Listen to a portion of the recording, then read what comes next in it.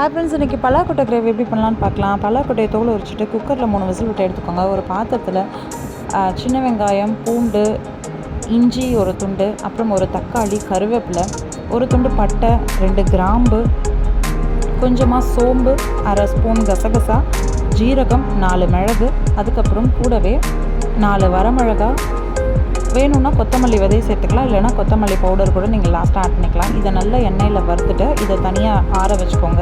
இதை வந்து மிக்சியில் கிரைண்ட் பண்ணிக்கணும். இப்போ வேக வச்ச பலாக்கொட்டை தண்ணியோடு எடுத்து வச்சுக்கோங்க. ஒரு தேங்காய், கொஞ்சமாக பொட்டுக்கடலை, ஆப்ஷனல் தான், பொட்டுக்கடலை வந்து ஆப்ஷனல். இது எல்லாத்தையும் வந்து நல்லா கிரைண்ட் பண்ணிக்கோங்க. குக்கரில் எண்ணெய் விட்டு பெரிய வெங்காயம், கருவேப்பிலை, அதுக்கப்புறம் நல்லா வதங்கினதுக்கப்புறமா மல்லித்தூள், உப்பு, கொஞ்சம் கரம் மசாலா, கொஞ்சம் பெப்பர் சேர்த்துட்டு அரைச்சி வச்ச விழுதையும் சேர்த்து தண்ணி ஊற்றி இந்த பலாக்கொட்டையை கலந்து குக்கரில் 3 விசில் எடுத்திங்கன்னா கம கமன்னு பலாக்கொட்டை கிரேவி ரெடி ஆயிரும். கொத்தமல்லி தழை தூவி நீங்கள் சர்வ் பண்ணி